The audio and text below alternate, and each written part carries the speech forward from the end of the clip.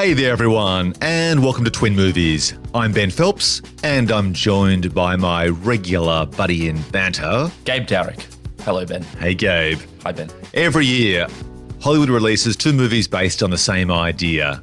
So we ask the big question, which movie did it better? Today we'll be reviewing two classic twin movies about an ordinary man who becomes a reality TV star when his life is filmed 24 hours per day. It's The Truman Show versus EDtv. Let the reality games begin.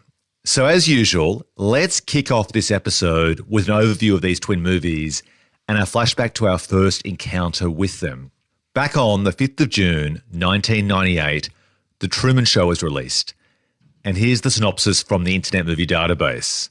An insurance salesman discovers his whole life is actually a reality TV show. Short, succinct. So Gabe, tell me, did you originally catch The Truman Show when it was released at the cinema? And what was that experience like for you?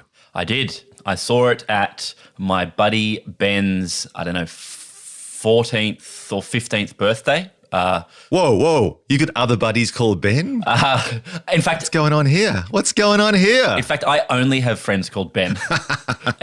It's a perfectly carefully curated list that I've been working on my entire life. If your name ain't Ben, I ain't interested. So I'm like Ben version 4, right? Actually, look, I don't want to... I didn't really think that we'd be doing this live, but Ben, you're actually Ben 16. I'm sorry, Ben. It's like that movie where basically when a Ben reaches the age of 21, he's killed. Yes, that's right. What's that movie called? What's Logan's Run? I lay my eggs in them. So walk me through when you first saw it with Ben number 2 or 1. Actually, this was Ben 1. I'd known Ben 1 since I was 8 years old or something. Anyway, Ben, 14th or 15th birthday, and we saw it at the Randwick Ritz. This was before, what do you call it? What do you call it when you book a ticket and the seats you pick your seats? What's that called? Reserved? Oh yeah, that's good. I know word's good. Before reserved seating, and I think we rolled up to the cinema late because, you try corralling, 10, 14-year-olds. Anyway, but because we were just like little kids, I'm pretty sure we snuck to the front of the line, bought tickets, straight in, and watched the film. And I've also seen this movie a number of times since. I believe I own it on DVD because it is very good and I like it. Anyway, that's where I saw it as a kid in the cinema at a birthday party. Oh, I love these stories of you watching these movies with 10 other 13 or 14-year-olds. And the funny thing is, I've heard that story a few times from you, and this is, I guess, the age gap between us, because the correlating story with me is this falls into that famous time when I was seeing free movies at the cinema when I worked at the cinema. So again, clearly a lot of movies in the late 90s that were based on the same idea coming out at the same time. Like, if we were to graph this, I feel like between perhaps 97 and 2000, there are more twin movies than at any other time. Do you have the same feel? Maybe, but maybe we're also just drawn to movies that were made within this period because it provides a comfort to us, a throwback to a halcyon time in our lives. Yeah, totally. We always talk about the best movies for us are the ones like music, right? The ones that you experienced at a certain window of time in your childhood or young adult years. And a lot of these movies that I saw in the late 90s tick the nostalgia box, tick the twin movies description, and are very rewatchable. So The Truman Show I myself saw for the first time in the cinema. Free movie. I think I might have even seen it twice, but I also remember it really well because we actually studied this in film studies. And ordinarily at uni, when you study a film in a film theory course, it's usually had to have been out for 10, 20, 30 years to be deemed a classic. And I remember at the time when I was doing film studies in the mid-90s, I think it was like 97, 98, we studied Pulp Fiction. And that was kind of revolutionary because that film was only 3 years, old at that age. And often just the snobbishness of unis is that something has to be old first before it can be considered objectively good. And this was interesting because we studied this basically as it came out at the cinema. I can't recall why. I don't think it was about being prophetic in terms of it forecasting the evolution of reality TV or social media. But maybe there was an element of that. But I think I then saw this film subsequently several times on VHS, in terms of writing an essay and so on. So this film really is locked in my brain. I feel like I know almost every scene. But when I first saw it, I just saw it like an average person at the movies and loved it. Wow, so you studied this. I'm expecting some great insight from you about it then? Oh, yeah. The scholar has come here to deliver. Oh, okay. Wow. All right. Now, let's talk anti-intellectual and jump to EDtv. Ooh, shots fired. Fair. So later on the 26th of March, 1999, EDtv was released. And here's its synopsis from IMDb.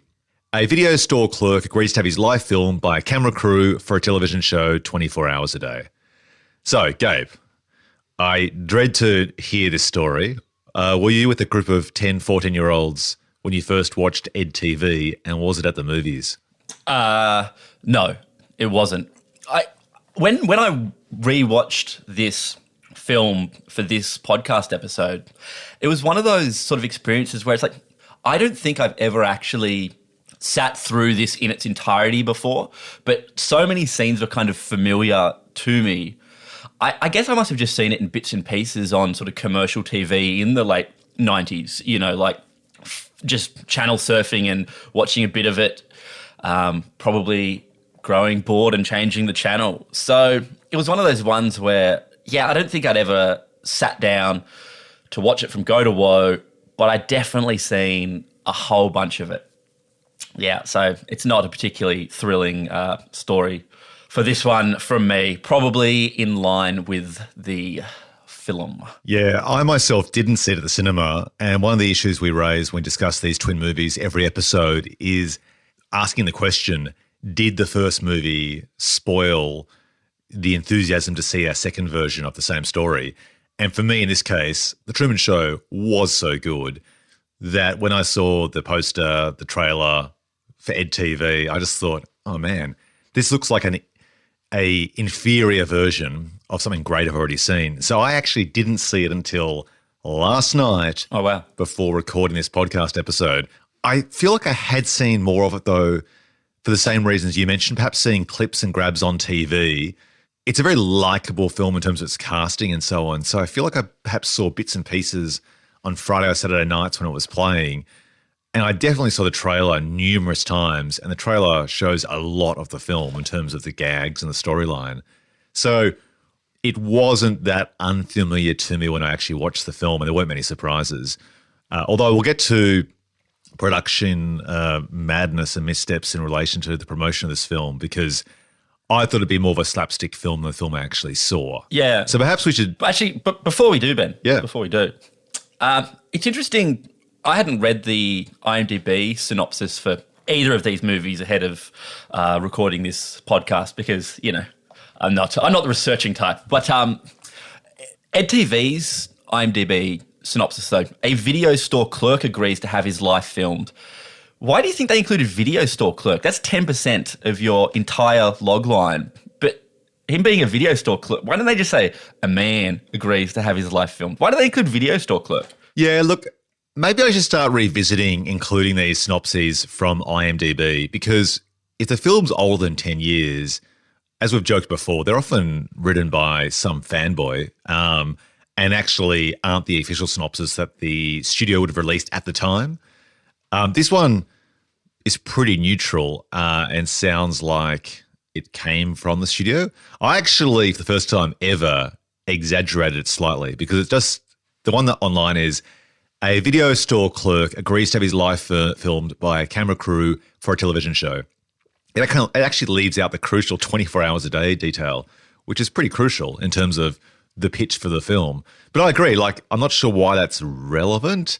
I guess they're just trying to make the point that he's an average Joe. But it could have been like a lumberjack or a garage attendant or something like that. Like the point being, he's someone who, by his job description, isn't particularly famous. And this was an era where you had to be famous to justify being on TV. Maybe. And if you're a video store clerk, it's like, you're an average person. That's pretty weird that they'd put that person front and center on a TV show. That's my guess. Yeah. I guess I'm just trained to think, oh, well, that's going to be very important. So what set of skills as a video store clerk is he going to bring to this? What 1999 movie info is he going to use as his, yeah. Anyway, look, I just thought that was weird. They could have just said an average guy, an average Joe, agrees to have his life filmed, and you would have got the same idea without building up expectation as to how his job kicks in some way for the plot. True. Anyway, we digress. So let's digress further to a quick little history lesson and compare these two movies as to how we got here. So the Truman Show's got a really interesting background. So just, loosen your trousers, take off your shoes, lean back on the couch, and I'll quickly walk you through it. Who, me or listeners? So, both. Yeah. So, look, I'm fascinated by the career and the creative output of the writer Andrew Niccol, who wrote The Truman Show. Here's how it goes.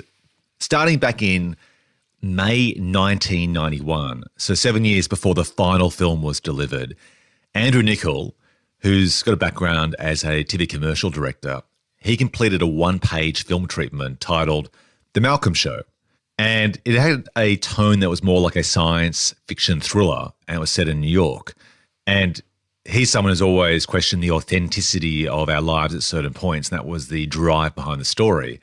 So about 2 years later in 93, producer Scott Rudin purchased the script for slightly over $1 million US.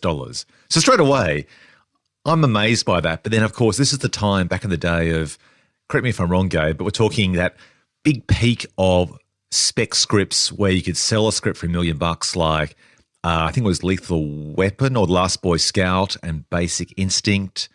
What else? There was like window of time, wasn't there? Yeah, well, I think, what was it? Basic Instinct was sold for like $3 million off a back of a scrawled napkin or something like that. But yeah, I mean, what was some other big spec sales? I think so. The Last Boy Scout was pretty huge, I think, wasn't it? After the success of Lethal Weapon. Yeah, I think did John Brocanto and Michael Ferris sell The Game as a spec for a lot of money? Maybe. Yeah, you're right. Yeah, but yeah, Shane Black's Last Boy Scout, I think that one was quite famous, and I think Shane Black's Long Kiss Goodnight was a big spec sale as well. So at this point here, Niccol's in his early 20s, so $1 million for just a one-page treatment's pretty incredible.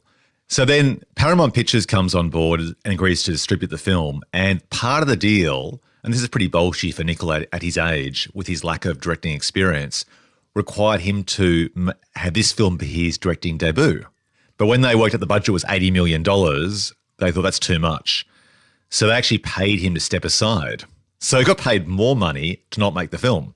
And then what happens was Brian De Palma comes on after that, but then steps aside because the budget isn't enough for him. And then Tim Burton, Terry Gilliam, Barry Sonnenfeld, and Steven Spielberg all come on before eventually Peter Weir signs in 95. Wow. I'd love to be able to see all of those filmmakers' versions of this movie. Like, what does the Brian De Palma Truman Show look like, and how lurid could he make it? Well, it's funny you mention that because all of those directors except for Spielberg probably would have gone for a darker tone. And the thing was that Weir actually wanted the film to be funnier and thought that Niccol's script was too dark and depressing. So that's led to him casting Jim Carrey. They delayed the film for a year to accommodate Jim Carrey's schedule with The Cable Guy and Liar Liar. And then he had Niccol rewrite the script 12 times, pushing for that more comic version, and then changing the setting from the darker environment of New York City to eventually Seaside, Florida, which is one of those, master plan communities, which gives that film that kind of iconic look where every single house is a cookie cutter of each other. Mm. So, yeah, that's sort of how we got this film that was more comedic than the darker version. And in fact, in the darker version, there's actually a scene where Truman is walking along and he sees a woman being sexually assaulted. And he pauses for a second and then walks on and doesn't help her. And then once he goes out of sight, essentially like yelling cut, all of the actors then kind of like just sort of stop their performance and look at each other thinking, what an asshole. Like they set up this storyline to try and, I think, give him a chance to be heroic. And he doesn't. He just sort of like wimps out and doesn't actually save this woman at all. So that scene straight up, you can just imagine the tone of the original version by Nickel. Yeah, right. Well, it does feel like what they landed on is a kind of brilliant and perfect concoction of all of these people's talents, doesn't it? Yeah, it's a great example of collaboration where everyone brings something different and the entire film is a sum of its parts. Absolutely. So let's jump to how we got this other similar movie called EDtv. Now, EDtv is actually an adaptation of a Canadian film called Louis XIX, King of the Airwaves, which came out about 5 years earlier in 94. So it's a remake. So looking at the history of these two films, it just appears that they were simply, once again, coincidentally created in isolation without any connection or influence on the other and just happened to come out at a similar time.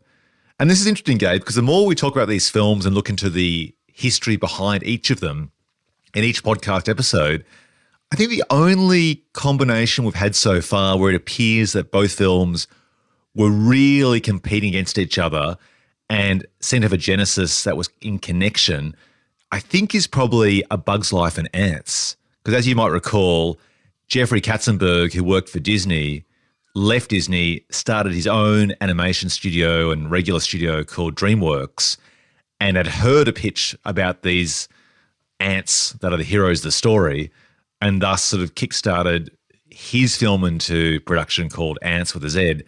And A Bug's Life being made by Pixar with Disney was happening at the same time. But besides that, and maybe Deep Impact and Armageddon, it appears that each of these films consistently are just happening purely in isolation and just finding a zeitgeist when they're released. But remind me, is there any film you can think of in our previous episodes where they were inspired by the same story or there were accusations of intellectual property theft? No, I mean, those are the two that stand out. And I'd probably guess that most of the time when two films do start up in the situation that you've just described, the loser, as it were, probably doesn't actually move out of development.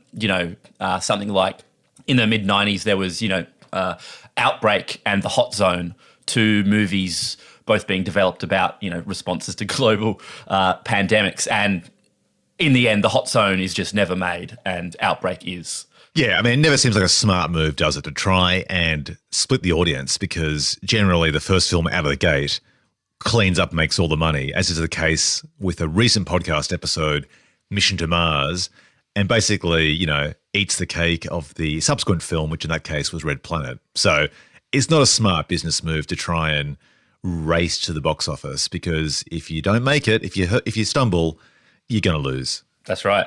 All right, let's jump to our review then. Let's start with The Truman Show. So, Gabe, you've seen it several times, which makes me think you like this film. What worked for you about it, and what do you think it gets right and wrong about this whole concept about someone's life being filmed 24 hours a day? Because these films are similar, but there is a key difference in that the protagonist in The Truman Show has no idea that this is happening. Walk me through it. Yeah. I mean, look, The Truman Show is, I think, in the lead up to this review, we've sort of both given away that we think this is a pretty great movie. Am I wrong in saying that? No, this would be in my top 20, top 50 films of all time, I think. I think it's incredibly rewatchable. Yeah. And the way it juggles everything is remarkable, like the tone, the story. I can jump in and watch a scene at any point in this film and get hooked. Do you find the same thing? Yeah, absolutely. I think, as we described before, the way that all of the ingredients of this came together, and like you said, they all sort of really complement each other, even if at some point they started as like kind of disparate ideas. I mean, even just like the tone of this, the way it juggles the kind of absurd comedy with sort of kind of profound drama it's really great. And I think, correct me if I'm wrong, but was this the film where Jim Carrey, I suppose, was able to transition from what people kind of unfairly describe as like just a comedy actor into, someone who the critics, as it were, would give much more respect to? This was before, say, Man on the Moon, right? Yeah, it was before Man on the Moon. And to give you an idea as to what critics thought of Jim Carrey at the time, when he was in Ace, Detective Pet Ventura, the famous Siskel and Ebert made the comment, this guy's career is dead, he'll be a nobody. And they famously saw this film and just said, he's fantastic. They actually apologised for the earlier review. And it was after this film that he goes on to do Man on the Moon, Eternal Sunshine of the Spotless Mind, even more recently, that TV series Kidding. He became quite a well-respected dramatic actor, which is really hard for a comedian to do, but particularly someone like him who is such a physical comedian, almost a cartoon. You watch a film like The Mask, and even though it uses a lot of CG to create that extra character, his real face is almost as animated as that mask. Yeah, totally. I mean, look, it's a bigger conversation, but the way people might be disparaging towards comedic actors against quote-unquote dramatic actors is kind of bullshit, because the skill required to do what he does in The Mask is actually pretty impressive. So to me, I guess it's not surprising that he might be able to deploy that so well in this. But yeah, I mean, Jim Carrey is fantastic, and the whole cast is great. Did you say it was like Peter Weir's idea to set it in this sort of Bayside catalogue-looking town? Yeah, he deliberately wanted to take it away from New York and spent ages doing pre-production location scouting, discovers this town that actually was created by these two guys who actually feature in the film, as they created it sincerely as what they would thought was the dream of America. So in some ways it reminds me of Pleasantville, actually, and their dream I think we probably saw as a nightmare. And thought, this is great because it looks like a TV commercial, which is also what the show also is. Yeah, that's right. And I mean, look, the film also feels so sort of thematically rich. It's got big ideas, and it's all sort of dressed up then in a really engaging... I mean, it's weird because you could almost call it sci-fi. Well, that was the original pitch. And the problem is that we thought in being a darker film and being set in New York, it was too sci-fi. And if you look at the filmography of Andrew Niccol, most of his films are overtly sci-fi. And you describe it in IMDb as sci-fi. But if I look at IMDb now for a description, it comes up as comedy, drama, sci-fi. So, I mean, science fiction by definition, right, is a fictionalized version of science. I don't know if there's any science to this movie. I'd call it's prophetic. It's futuristic in that it basically predicted this whole genre of reality TV and social media, Instagram influencers. I'm not sure what the science, though, of the film would be.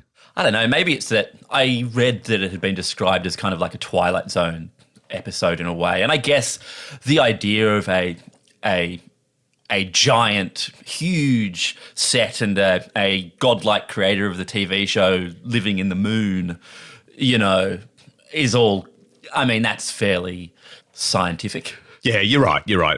Basically, science fiction can be a futurized or future version of now. Yeah. I mean, I suppose Gattaca's probably got a more, what would you call it, a more high, what's that term I'm looking for? High concept idea, and is much more conspicuously set in the future. I've actually forgotten from memory. Truman Show's not set in.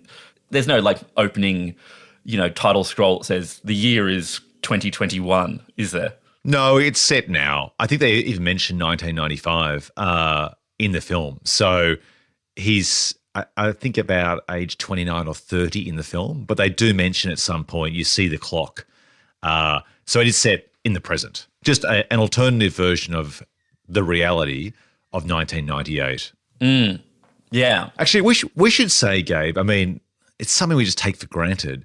Just think, Nickel writes this treatment in 1991, okay? So we're in a world of pre-internet, 4x3 TVs with, 3 channels. If you're lucky in certain countries, cable TV, but in most countries like Australia, you'd get 3 channels, even in big cities like Sydney. And this guy basically predicts the whole genre of reality TV. That is actually incredible. And then Peter Weir executes that from the director's chair as to how that would probably play out, how audiences would react, how they would fictionalize real life, which is one of the things that most people don't realize about reality TV is that it actually isn't real. It's made to look real, but all those storylines and all those shows, including those Kardashian programs and so on, they either add storylines when they film it to provide drama, or they create drama in the edit suite afterwards when there wasn't drama in the first place. I mean, just think back without any recent memory of the last 22 years of this whole genre of reality TV and think, this would have seemed so ridiculously far-fetched. And I can see how you would think this would be, at the time, hardcore sci-fi. Yeah. And maybe the most interesting thing about this film is the thing that would make it actually not possible to be a reality show these days compared to EDtv. And that's what you talked about earlier, where Truman doesn't actually know that he's being filmed. Because I can't imagine, for everything, I guess it sort of gets right about or predicts about reality show TV.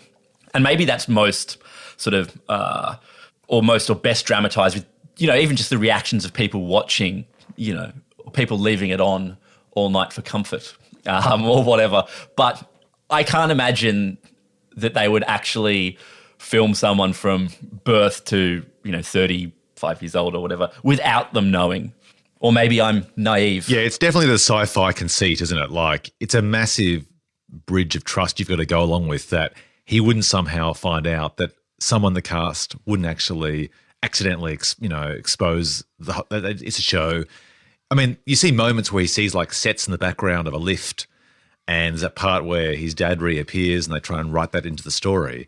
But it's a big stretch, isn't it, that somehow hundreds of thousands of people would keep this a secret. Like, but you know that sort of montage sequence where the guy bursts out of the that's great, the present at Christmas. Like, but maybe in a way though, that kind of conceit is where the film gets much more of its kind of profundity.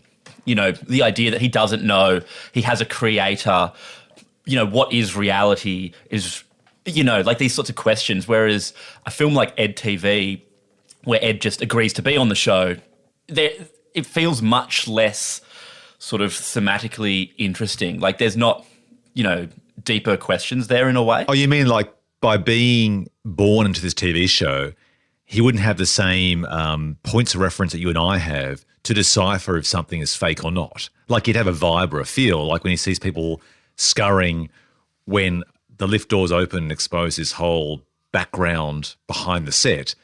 But because he hasn't watched TV shows like you and I to understand what a set is, and he's never left the town, then it'd be harder for him to interpret or guess that his existence is made up.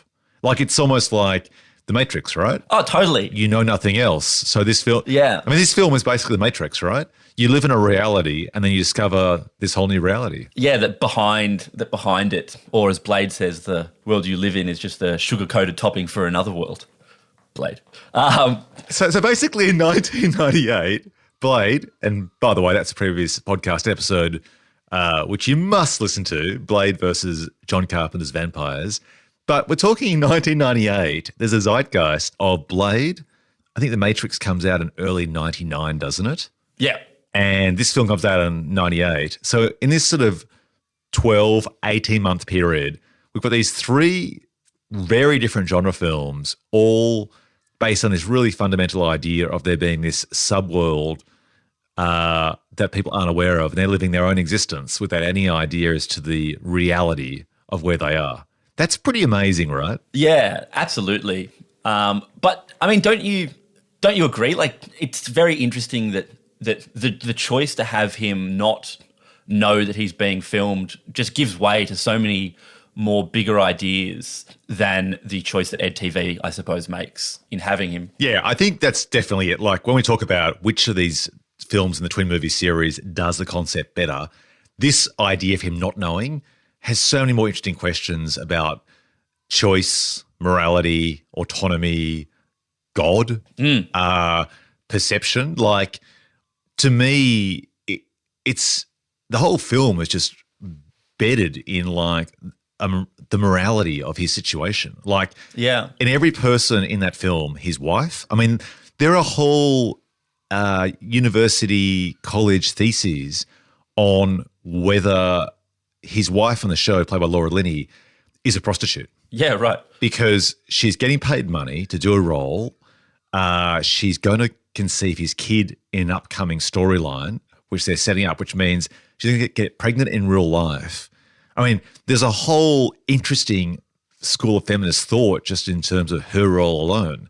But every character, like the parents, like, what's their responsibility? How much do they love him? I mean, and if you're filming a show 24 hours a day like Laura Linney's character is, which part becomes you? Like, when do you stop acting and when do you become the character? Because she can't go home after work. She's sleeping actually in the bed in the house. So isn't she, after a certain number of weeks or months or years, actually becoming the character in the show? Yeah, absolutely. Absolutely.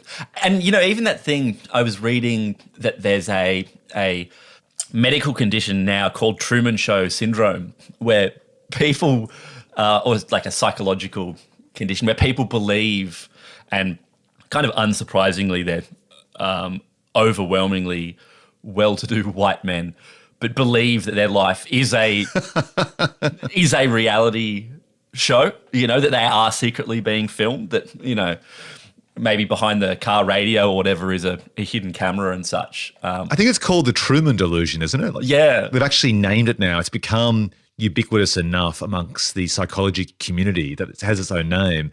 And apparently the writer of The Truman Show, Andrew Niccol, made some sort of comment that, you know, you've really made it when they actually name a disease or an affliction after one of your creations, which is pretty cool.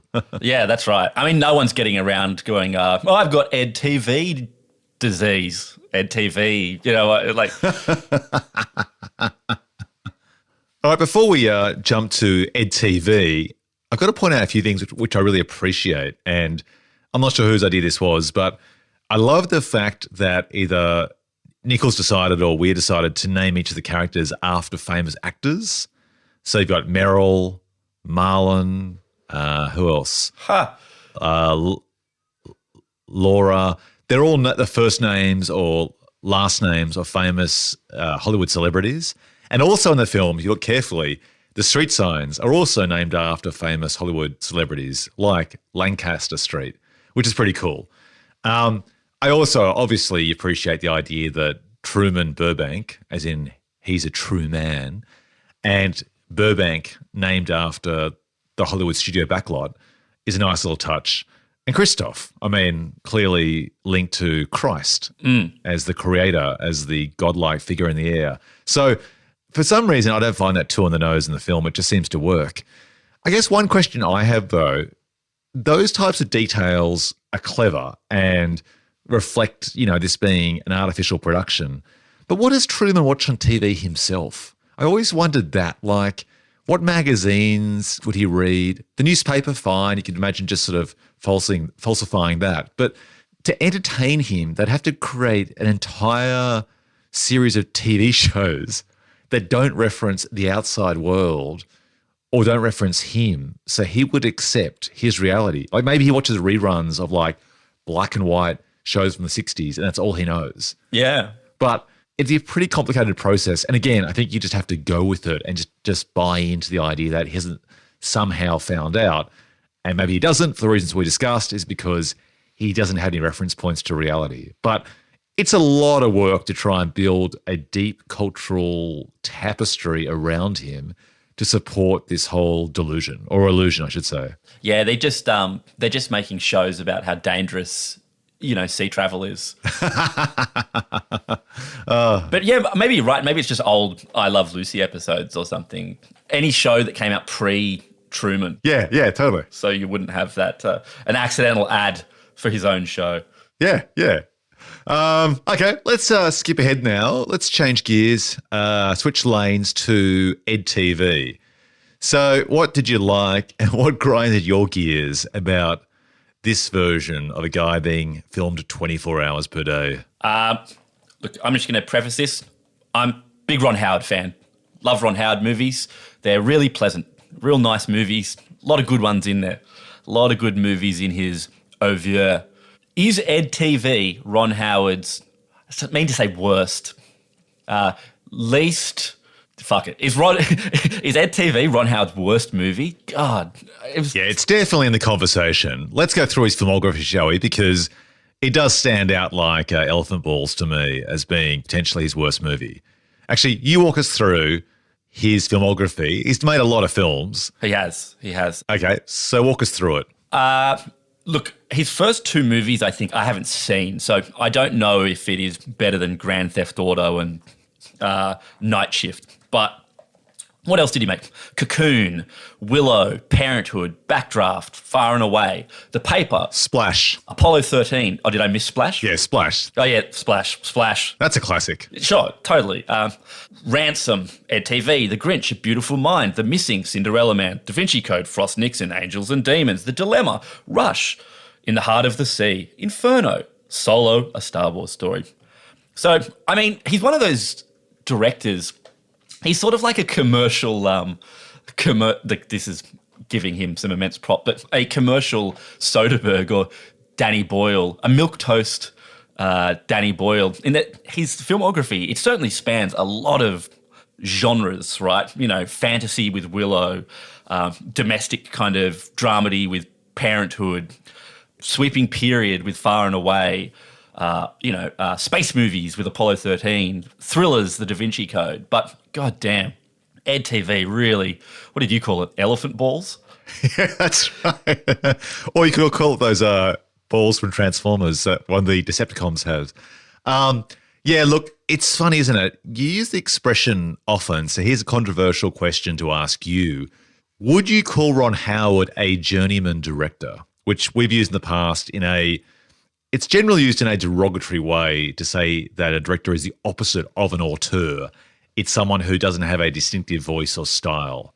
What do you think? Yeah, and look, I wouldn't use it in a derogatory way. I think directors who don't necessarily have a, instant imprimatur, absolutely nothing wrong with that. But yeah, look, I would say maybe is Ron king of the journeyman? Is he the sort of guy where if you were to watch the movie The Paper, for instance, and Cinderella Man, and then Angels and Demons, you'd be like, I have no idea who made these movies, and they're all, degrees of, average to pretty dang good. But yeah, I'd vote Journeyman, wouldn't you? Yeah, and for the same reason in that I don't think the description journeyman is actually derogatory. I think it's okay to not consistently tell the same story. I mean, Christopher Nolan makes great films, and in every one of those films, the male character has some sort of issue with his ex-wife of some sort. There's a whole Honest Trailers parody video about how Christopher Nolan makes the same story every time about the tortured middle-class white guy with some sort of bad connection where the female is usually demonized and he's got father issues. And there are other types of filmmakers like Zack Snyder, for example, that are famous for certain aesthetics, like the ramped up slow motion shots or those sort of tableau images with a high contrast look. And other directors, like Tim Burton, who have a certain aesthetic style where even when they do something like a kid's movie, like a Roald Dahl film, still have that kind of fairy tale, grim fairy tales vibe to it. So to me, it's not either or, it's both. Like I like Tim Burton's films, not so much recently, but I like that he has a distinctive style. I actually do like some of Zack Snyder's style, but I also love filmmakers that do a variety of genres, like Soderbergh you mentioned, like Danny Boyle, and they don't always shoot in black and white, or they don't always shoot with Junkie XL doing the score. They mix it up, they tailor it to the story, and if you watch their films back to back, you wouldn't necessarily know that's the same director behind them. But I actually think that's actually a skill in a way, because Totally. you're tailoring the production style to that story. And rather than actually being problematic, I actually kind of think they're giving over to the film. They're saying, I don't need to have my fingerprints all over this film so that it looks and smells and breathes to resemble my work. I'm happy to adapt my style and hire a different cinematographer, a different composer to just lean into what we think is best for this film. And I think that should actually be complimented, not actually derided. Totally. It feels kind of unsurprising to me that, when the Han Solo movie ran into problems, or whatever the studio there thought was the Lord and Miller, is that their names, playing a bit fast and loose with the... That's them. With the property, that they brought in the sure hand of Ron Howard, to sort of, like you say, it feels like his films, the story is sort of foregrounded, the performances are foregrounded, but the aesthetic, or his personal aesthetic, necessarily isn't, and that works great. Like, Apollo 13 is a story incredibly well told, and if you compare that to something like, when we did Mission to Mars, that's like a space movie with De Palma's sort of stylistic imprimatur all over it, and it's a bad film with some nice stylistic flourishes, whereas Apollo 13 is just a rock-solid movie, you know what I mean? But I guess then that makes him much more dependent on Ron, that is, dependent on the material he's working with. Yeah, totally. Like, if you see a film like Apollo 13, if that was a bad film, you probably wouldn't say, oh, it's a bad film with bad story, bad acting, but it looks cool. Whereas a De Palma film, you can often say that. Oh, like, not a great film, but I love those shots at the 20-minute mark. And with Ron Howard, it's like there's no, I guess, redeeming feature. If the story isn't good, and he's generally not the writer, so he actually, he directs what he chooses, then you can't see something else to try and make up for it. Does that make sense? Totally. And I guess then, in talking about EDtv, God, it's dull, isn't it? Like, it really is. Like, well, tell me what doesn't work for you, because this film is a similar concept as we discussed, except in this case, Ed knows he's on TV, and it's very much in the vibe 21 years later of what has become the frickin' staple of pay TV and commercial TV, which is reality TV programs that have made people like the Kardashians uber wealthy and famous. Like, there's an opportunity here. This film is ahead of the curve in predicting this whole genre that keeps the TV industry afloat for 2 decades. What didn't work for you? Like, why is it so dull from your point of view? I mean, I feel like every scene is almost the exact same scene, just one after another, which is after the TV crew starts filming Ed, every scene is Ed going to have an emotional conversation with a member of his family who feels put out by this. They connect on some level, then that family member notices that they're being filmed and goes, oh, don't film me. Yeah, I think you're totally right there. Like, I hadn't quite put my finger on what doesn't work, but it's like in the Truman Show, you get past an opening introductory montage where they use basically the Harry Shearer television show commentary about the Truman Show to explain basically the last 30 years of Truman's life, and then you get dropped in his world, but you know the rules. The rules have been set up by that little Harry Shearer commentary show at the start, right? In this film here, the rules are being defined as the story unfolds, and that's incredibly boring. like because they're explaining, like, this is the implication of your TV life being filmed. You can't have sex as easily on screen. All of your secrets come out. Your family, who might want to try and chase the fame, become annoying. Or if they don't want the fame, they get hassled. I guess the film really dates really badly in that way because we've seen this happen in real life since. Maybe at the time it was less obvious, but I don't think it's just that because the film bombed at the time. Like, it bombed badly. So, we're not just looking at this harshly through the lens of 2020. I think it's the fact that it doesn't just push forward fast enough. Like, if someone says to you, ask you to describe the plot of this film, what would you say? I would say a video store clerk agrees to have his life filmed by a camera crew for a television show. So that's a synopsis. What's the story, though? I can't tell you the story except he meets a girl who's his brother's girlfriend. He likes her. They get together. It's too much for her. So then they break up. He starts dating someone else and then gets back together with her. But that to me is basically 20, at a stretch, 60 minutes of a story. It's not 90 minutes. And that's what's coming.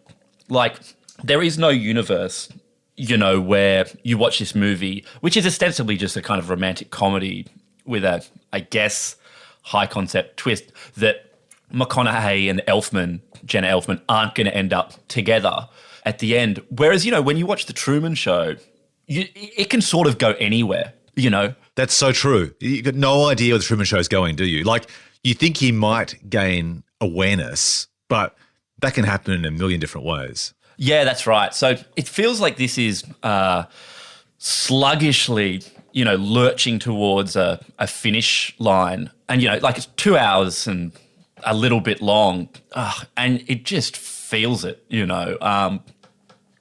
And there's just even some weird leaps. Like, McConaughey's character, Ed, is dismissive towards wanting to be on the show, TV in general. He's his own sort of, low-key dude. And then suddenly he's happy to be on. It just sort of jumps.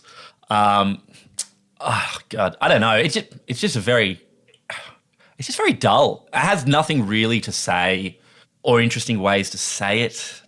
And it's got a great cast, though. I mean, so many wasted actors, Oh, sensational cast. We'll get to those guys. We won't step on the awards because there are plenty of people competing for the same award later in the podcast. But it does go slowly, and there's nothing more to this character, Ed, than the love interest. Like, there's an opportunity here to explore a little bit more moral nuance. Like, what can he do? How can he exploit his fame more, right? We don't see that at all. Like, the best we see is him having the affair or the relationship. It's not even an affair, actually, because he breaks up with his girlfriend, played by Jenna Elfman. He has the affair with Elizabeth Hurley's character, or their relationship, and she's ostensibly trying to sort of, trade off his fame. But he's never really in a moral conundrum, is he? Like, he doesn't try and exploit his fame in any way, which then means his basic – this is the problem, I think, is that in making a movie about a guy on TV and following an ordinary guy's life, it's boring because there are no stakes. It's an ordinary guy's life. You're right. Like, what's the worst that could happen to him? He agrees to be on the show. At one point he does try to extricate himself from it, and they say, if you just sit around scratching your ass all day, we'll sue you or something, right? But it's like... And that's the most interesting part of the film when that happens, I think, because the stakes seem raised, like now he's actually in a pickle, right? But that takes 90 minutes to get to, I think. And even then, like, let's say he decided to just sit around and scratch his ass and the movie spent the last 25 minutes being a courtroom thriller. That would actually be more surprising. But again, you just know that's not going to be the case. Like, it never zigs when you might expect it to zag, I guess. There's the occasional amusing scene, but yeah, I don't know. It's like, it just... it's one of those real interesting movies where, on the one hand, we have The Truman Show, which is, sort of interesting and profound and big ideas and phenomenally made. And then this, which is like, you almost struggle to think of things to talk about.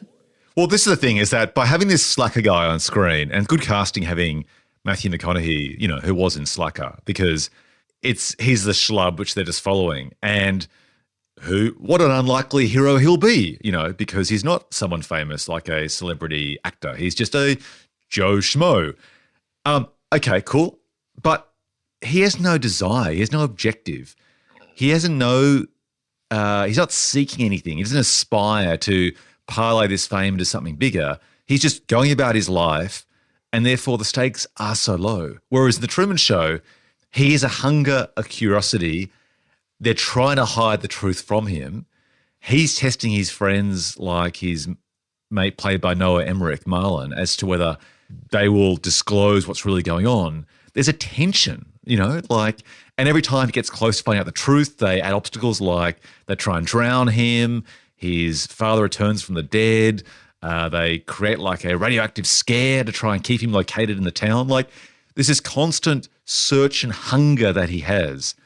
Ed in EDtv has no hunger. No. He's just drifting, and then we're the audience along for the ride, and the best you get is some antics involving his jealous brother and just the uncomfortableness of being filmed all the time when you're trying to date. Yeah, that's right. That's it. Like, he doesn't even go to great efforts. The one effort he makes is he goes to a car in an abandoned, or they drive to an abandoned location where he dumps the film crew and starts sort of getting hot and heavy with Jenna Elfman's character.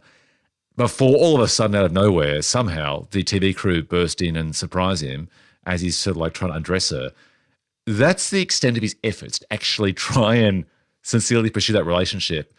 And that's it. Like, that could have been a few more beats at least, right? Like, how can I pursue this life? And as the TV executive played by Rob Reiner just starts turning the thumbscrews and threatening to sue him, he becomes more creative perhaps in trying to evade his responsibilities. Like, I don't know, something, then it could be like a chase movie perhaps, like they're using security cameras to try and chase him down as he goes from gas station to gas station. Absolutely. Just something to have more objective. And I mean, I guess ostensibly, yeah, you could describe this as a romantic comedy, but they don't really use the premise for that. I mean, 1999, when this came out, was a great year for romantic comedies. Notting Hill came out, Never Been Kissed, 10 Things I Hate About You, She's All That, But I'm a Cheerleader, Blast from the Past. But all of those movies, though, actually have pretty good high-concept ideas that they set their romantic comedies against. Notting Hill, for instance, is a pretty charming movie. Like, how will this regular guy negotiate a relationship with the most famous actress in the world, weirdly, while being watched by everybody, is executed much, much better than this. This sort of doesn't, like you say, rise to its own premise. It's sort of happy to set it up and then just sort of waddle through it. Yeah, that's a really good point. This whole idea where films just set up a premise and then don't actually fully explore the implications of that premise. They're so in love with the idea that there isn't a story to match the idea. Yeah, like you say, it never really turns the thumbscrews enough, digs deep enough into it, to make it engaging enough, particularly to justify its, 2-hour runtime. Actually, by the way, you just mentioned Notting Hill. That's one of my favourite movies of all time, would you believe? And I feel guilty saying that. Like, it truly falls into the definition of a guilty pleasure. Wait, why? Well, because it's a romantic comedy? Yeah, I think so. No, I think it's the reason why. You can own that. There's nothing wrong with romantic comedies. There's nothing wrong with liking comedies. All right, I'm loud and proud. I like Notting Hill. But I've got to say this. There's this great scene in Notting Hill at the end where they play that song, Give Me Some Lovin', by I think it's the Spencer McDavis group or something like that. And it's this great song that has a lot of energy as Hugh Grant is racing at the end of the film by being driven by his mates to get to this hotel to have a last chance to try and win back Julia Roberts. And it's great. It's this little scene where, they're encountering cars and the guy with the crazy hair gets out and clears the traffic and everyone's excited. This music uses this movie, EDtv, uses exactly the same music as that. And it's like, really? Like, you even use the same music, the same beats in exactly the same type of moment. It's basically a love chase scene. in the wake of Notting Hill. Like, come on, like you're in the wake of the wake of the Truman Show. You're in the wake of Notting Hill. Come on, guys, like throw me an original bone, please. True. Also, how this film cost $80 million? Like what? Really? Yeah. Wow. Yeah. Wow. Like that money was clearly going to the actors, the cast, the crew. But yeah, you did not see that on screen. And weirdly, this is the type of film that many low budget filmmakers could actually make for less because you could film stuff handheld and that's sort of cheaper to do with that kind of video aesthetic and totally justify it. So yeah, that's an odd question. I mean, where would that money have like cast? But surely at this point, was McConaughey $20 million a movie? He's only like 29 at this stage. Like he wasn't that famous. So I don't know. I mean, the rest of the cast, they're recognizable faces, which we'll get to in the awards, but they're not someone who's really taking a paycheck to be in this movie. Like, no. Martin Landau is a great actor, but he's not the guy you bring in and pay $20 million to star as the stepdad in a wheelchair. So, yeah, I don't know. It must have gone to development and I would say the director, writer, and producers because it's not on screen. Maybe someone was just embezzling. I don't know if that's libelous or whatever, but like maybe it was just some sort of like, you know, anyway. Yeah. I should just pay a few compliments to some things that this film did get right about social media and reality TV. Like for a start, the fact that his brother Ray is using the show to promote his own gym. I mean, you know, that's actually quite prophetic, the idea of someone taking the position that they have to try and pitch something else. The fanboys that appear, the fanboys and fangirls like in real life, I mean, it got that right. Mm-hmm. The idea of scripting reality TV where they sort of throw in these little bits and pieces, like they throw Liz Hurley's character in deliberately, and a few of the PAs in the film say, the production assistants to Ellen DeGeneres' character, oh, did you set that up? And she's like, no. Like that's quite ahead of the curve in terms of not just filming real life, but actually artificially creating real life. I thought it was funny, this whole idea, there's this whole trend that existed in some films where you've got this sexy delivery girl. You actually have Meghan Markle in Horrible Bosses playing the same character. It's this whole idea of putting a woman in a man's role but making her the sexy version.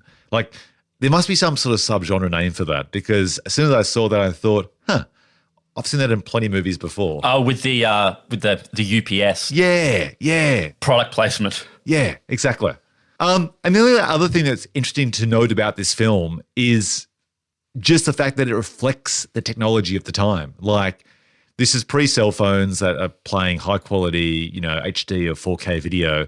This is guys with cameras on their shoulders chasing the characters around like, you know, news crews still do.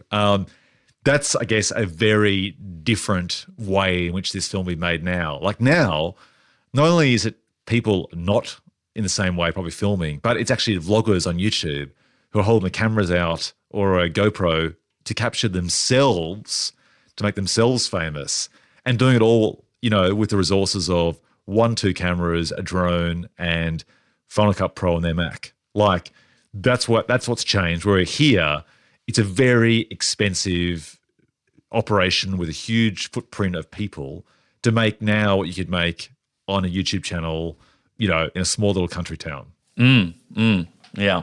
Now, I guess we should jump quickly to our combined review. Let's discuss notable similarities, as in like a coincidence or ripoff.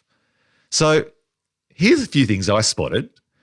Harry Shearer appears in both films as a commentator on the TV shows being made. Yeah. Weird, right? Weird. Totally. And actually, that scene in EDtv was kind of an amusing high point, I guess, and also a kind of weird, what would you call it, time capsule in a way. You know, you got Michael Moore, I think it's Ariana Huffington and George Plimpton sitting around, you know, talking about how awful this is. And I guess I found that actually quite amusing. But yeah, it's weird that Harry Shearer was in both, isn't it? It's just such a weird thing that you or your agent would say, okay, let's do the same role. Like he plays essentially the same character in both movies, and not a particularly big role. In fact, most of his scenes in The Truman Show ended up on the cutting room floor. So he actually had much more to do in that film. But that's odd. The other two coincidences or rip-offs I spotted was both films featuring dads from the past coming back into the lives of the hero. Although it's much higher stakes and more dramatic in The Truman Show, whereas in EDtv, it doesn't really amplify the tension that much. Well, the Dennis Hopper's, in a weird way, if you described it that way, is playing the same character as True Romance. A dad from the past coming back into his son's life and just much less memorably, I suppose, in EDtv. Yeah, totally. The other thing which really freaked me out about watching these films back to back is the scenes where they cut away to the audience's growing addiction to the TV show and their reactions. They're almost identical. Like you'd actually swap those cutaways to a guy sitting in the bath watching the show, or a couple of security guards or garage attendants watching it in their little booth, or a couple of, a gay couple watching it at home and becoming increasingly addicted to the show. Those scenes are almost identical. It is quite amazing how similar they are. Like both films both got it right as to how people would respond to reality TV, but to do it simultaneously in that same narrow window of 98.99, it's pretty incredible. Yeah, and weirdly, for a film that's so sort of sluggish, they actually managed to get some reasonable kind of character development into those scenes in, say, like EDtv with, the couple, where like the man is disparaging of watching the show, but then he becomes hooked, and they're tiny vignettes, but they're weirdly also kind of more interesting than the actual plot itself. I agree. I actually find the characters in The Truman Show, which I've seen many more times, to be very recognisable and just quite funny. Like the grandmother who has the pillow with Truman's face knitted on it that she sort of holds. The guy with the goatee in the bath who's always watching the bath. Like I love when the show ends and the reactions of each of those audience viewers is so distinct. I think the bath is just really pissed off that the show's over. The two garage attendants are like, oh yeah, what else is on? Which is just a great way to end the show. This guy has been filmed for 24 hours a day, 7 days a week, for 30 years, and to these two garage attendants, it's like, what's next? The sort of reaction you give if just a regular TV show finished after a couple of seasons. It's fantastic. Yeah, totally. So I guess, speaking of, being prophetic and so on, which film has aged better for you? Oh, I mean, undoubtedly on every level, The Truman Show, right? Surely. Yeah, totally. I think it got it right then, and it's actually lasted better, I think, since. Like, these films could both date badly with the evolution of social media and reality TV, but I think in the case of The Truman Show, because it still works with an idea that he doesn't know he's being filmed, it still makes the film stand out and not just be a trend of the time.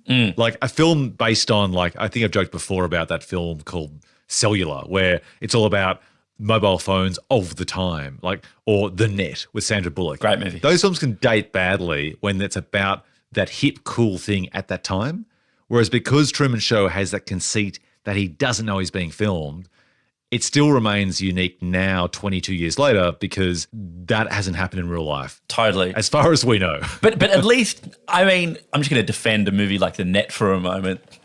At least it feels like a very, in retrospect now, kind of silly, but dumber, funner snapshot of the time, with goofy-ass thriller plot and stuff. This, in a way, EDtv can't even sort of capture that.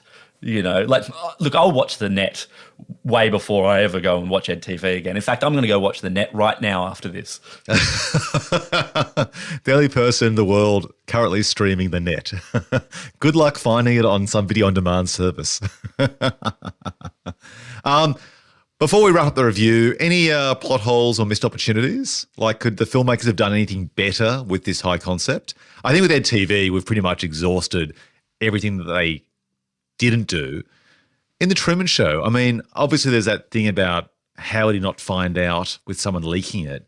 Does anything else jump out, or do you feel like the way the film's crafted, you just go with it and it was the best execution of this idea possible? Yeah, I mean, it's a pretty fantastic execution. I mean, I guess because the ending is quite open, it does in a great way leave you wondering what would happen next. Well, it's funny you mention that because in the original script by Andrew Niccol, when it was set in New York, he gets out of the bubble that he's in and finds himself on a rooftop with Christoph and I think the character played by Natasha Lyonne or whatever her name is. Oh, wait. The girlfriend character. Natasha Lyonne is a different actress. Natasha McHellon.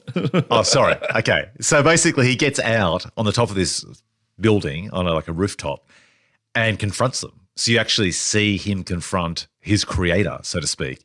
And he's there kind of just, he's livid, he's furious on the page and is like strangling him and there's like this tension as to whether he'll kill him.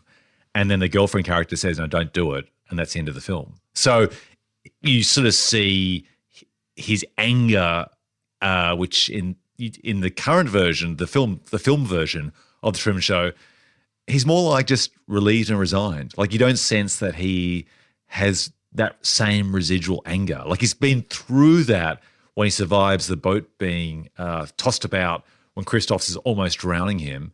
And by the end, it's like a quiet victory. But you'd still wonder that the world out there is going to be incredibly difficult for him to navigate, or that there is still, there's still an entire story that exists sort of in your imagination after the film ends, which is... Oh, okay. Let's discuss that in our sequel pitch. Totally. But I suppose without saying what that story might be, and look, frankly, I don't know because we're not there yet, but that's a really interesting idea, and I love movies that allow for that. Whereas, EDtv either like it's much more finite, I guess. And look, there's nothing wrong with that either. But Truman Show just feels much more expansive in its world and mythology and universe. And yeah, the Truman Show is amazing in the sense that to me it feels so beautifully capped off at the end, like with that ironic comment by that garage attendant, what else is on? And then it cuts to black.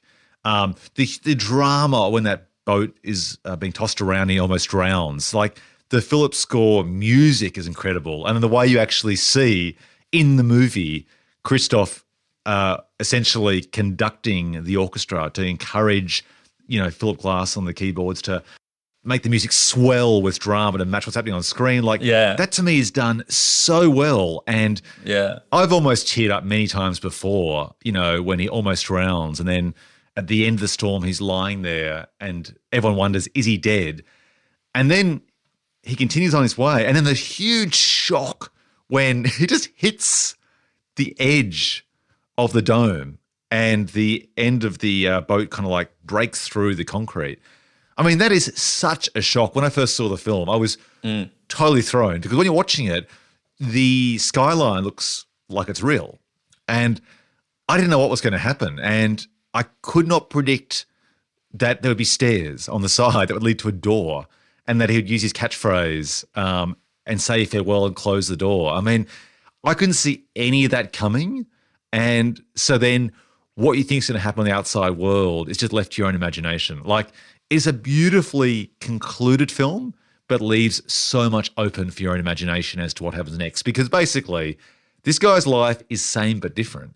He's the most famous person in the world and didn't know it. And now he goes to becoming the most famous person in the world and knows it without the protection that he had inside that bubble. Totally. Well, hold on to that idea because I think we might swing back to that, right? Okay, let's quickly move on to the trivia then. Now, I've already mentioned a few of those things about streets and casts being named after famous actors, but also casting woulda, shoulda, couldas. Some of these names are fantastic. So Dennis Hopper was actually up for the role of the father, and he left after day one and then goes on to star in EDtv. I mean, you can't make that stuff up, right? Wait, so they actually shot with him? Yes. Oh, he was there at least on set for a day. Wow. I wonder why he left. It's Dennis Hopper. I can think of a million reasons why. Hoof and gas on set. Who knows? And Hope Davis, who I love from that film Arlington Road. Oh, yeah. She was actually up for the role, played by Laura Linney. Here's another great one. Robin Williams and Gary Oldman were originally up for the role of Truman. Gary Oldman was Andrew Nichols' choice. Yeah. Can you... Look, I love Gary Oldman, but I feel like he'd just like it'd be ironic him being in a movie where there's literal scenery that he could chew. Like, fuck. Yeah. Well, apparently in the original script by Nichol, he was actually in his late teenage years, the character Truman, and then they cast Jim Carrey. They had to then kind of just slightly recalibrate the story to be about a man having midlife crisis rather than a teenager suffering from teen angst. That's interesting because I actually can see the teenage one working really well, because when you're a teenager, you are questioning reality. You're deliberately pushing the boundaries of authority around you. But I think it works better as midlife crisis because you also ask, what's the point of all of this? But to me, it's much sadder because for most people in a midlife crisis, they can't escape their reality. So I think the idea of casting someone, I think at the time, Carey's in his mid-30s or so, but he's playing a 29, 30-year-old. To me, that actually works better than a teenager. Definitely. Now, in casting woulda, shoulda, couldas for EDtv, Jennifer Aniston was up for the role played by Jenna Elfman, which, by the way, I could see her playing just as well. In fact, I actually think with $80 million, they probably could have afforded her if she was available and actually might have worked better, even though I love Jenna Elfman as an actor and loved her in what's that film that was the debut, that weird film by Ben Stiller where he plays a rabbi and Ed Norton plays a priest. No one knows, Ben. No one remembers. Keeping the Faith. Wow, Keeping the Faith. Jeez. Yeah, that's one of my guilty pleasures. Okay, guilty as charged. The other one was that Tom Berenger was up for one of the roles in EDtv as well as the father, but there was a scheduling difficulty. So then he got replaced by Dennis Hopper. Wow. Yeah. All right, let's jump to Spot the Aussie. Were there any? I can't think of any in either film, but correct me if I'm wrong. Well, I mean, Peter Weir behind the camera, I guess. Oh, yeah, of course. Yeah. But Andrew Nichols, a New Zealander. Can we claim him as well? Look, we should give it a red hot try. I mean, Peter Weir, come on, buddy. Throw some Australians into the cast, mate. Yeah, it's quite surprising, actually. You would have thought there'd be at least one Aussie in one role, given how expansive that cast is, but no. All right, let's jump across to Big Trouble and Little Production. So I mentioned before about Nichols' idea of a darker version and him wanting to originally direct. He had to actually wait until Gattaca for his directorial debut, which was fantastic. But apparently, this is amazing, Ed Harris in The Truman Show wanted to play Christoph as a hunchback. What? With the idea being that what? He had been persecuted as a child and wanted to give Truman a more idolized version of the childhood he never had. And Peter Weir said, Ed Harris? I don't think so. Wow. Well, look, Ed Harris, you got to agree, is phenomenal in this movie. Maybe against his own best intentions or something. Yeah, I think all great directors encourage their cast to bring ideas to the table, but don't necessarily embrace every one of those ideas. No, that's right. Let's jump to marketing methodology, madness, and missteps. I think EDtv suffered from that trailer. I mean, the trailer tried to separate itself from The Truman Show and knew they were in trouble because someone already stole their thunder with a very similar conceit, a similar concept. And I recall the trailer being very much a slapstick movie, which this movie isn't, not for better or worse, but they tried to make the film more dramatic than what you saw in the trailer or vice versa, and that probably didn't help the film. But frankly, I think the film was already screwed from the start. The same idea was done better beforehand. Someone stole their thunder, and it just wasn't marketed very well. Wow. You can remember the trailer better than you can remember the movie. Yeah, that's right. I have no recollection of this trailer, except for maybe it had the shot of him scratching his nuts and waving to the camera. Oh, yeah, which actually featured in one of the posters. Right, great. All right, so let's jump to the box office. So I think you know the winner here, don't you? Look, I really, really hope it's The Truman Show. It is. So The Truman Show, now its budget, I think, was around $60 million. So $20 million, by the way, less than EDtv. Wow. I mean, just think about that, right? The Truman Show has this entire town. It is expansive. It has, to me, so much bigger scope, and it costs 33% less than EDtv, which is about a schmuck in a video store being filmed by a news crew. I mean, amazing. Really? Yeah. Anyway, $60 million. It does $126 million in the US, plus another 138.5 internationally, for a worldwide total of $264 million.